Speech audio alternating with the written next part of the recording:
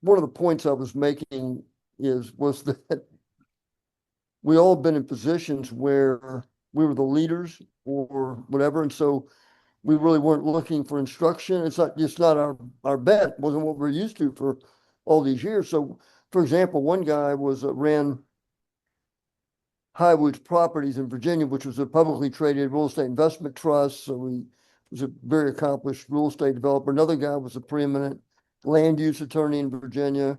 One guy was a senior executive with a major insurance company, and one was an author. I mean, it was just everybody did something.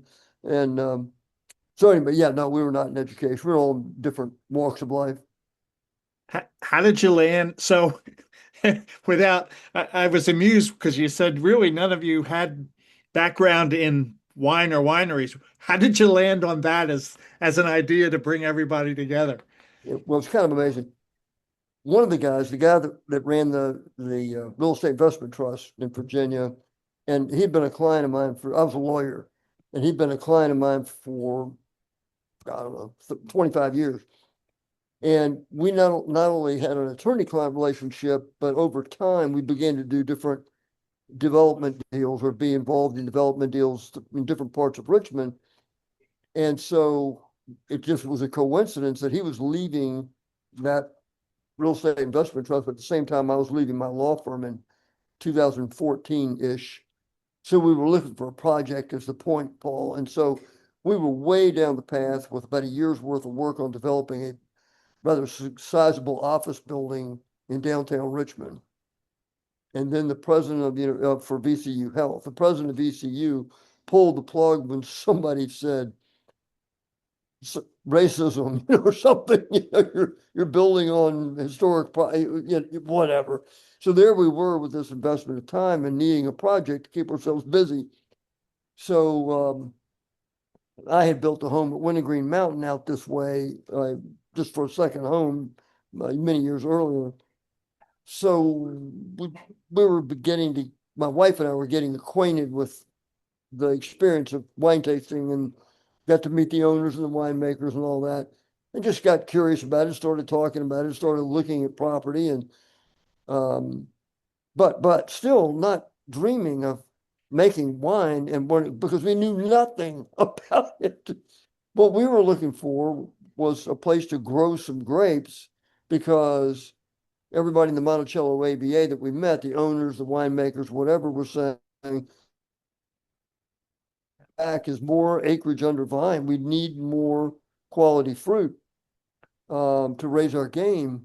So we said, oh, well, we'll find a beautiful piece of land. There's a lot of that out here, and plant a vineyard. How hard could that be? So yeah. But one thing led to another, Paul, not to belabor this, but one thing led to another as we did our diligence there and realized that in the county that's really at the heart of the ABA, and it's not the whole only county, but Albemarle County is the epicenter. And Albemarle County is like Loudoun or other places. It's the People's Republic. I mean, it's very well-to-do college town, so they have a really heavy hand of government is what I mean by that. So when you look at real estate, farms or whatever, there's nothing you can do. If you buy a 100-acre farm because it's got arguably 15 acres of good grape growing land, there's not a thing you can do with the rest of that property but build a house on it, which we didn't want to do, or graze it maybe, if you want to clear it at great expense. So you said, well, that's going to be tough. So we drive up and down this road, this Route 151, Alcohol Alley here, all the time to our place. And I just stop and meet people. And I stopped and met the woman that owns the property we're on now, and it was a ragtag, kind of a mess.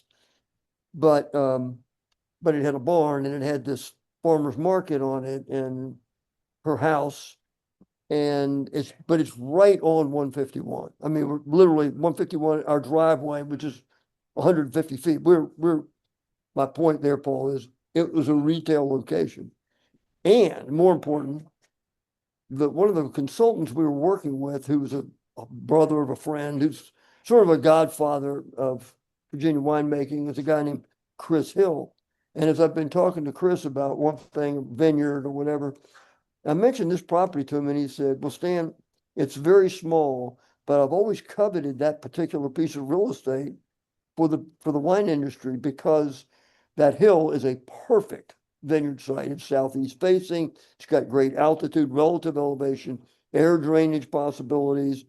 But more important for him, just as an evangelist for the industry, he goes, it's a billboard because you could see it from everywhere. It sits way up high and it says you are entering Virginia wine country to the consumer. So, well, I like that. And it's, as I said, it's a retail location. So maybe one thing led to another. So that's why we did that. How many acres is the property, and how many acres of grapes do you have, vines do you have growing? Yeah. So the initial purchase was the buildings I mentioned, the hill that I just mentioned, which became our first vineyard. This was only about 16 acres, 15, 16 acres.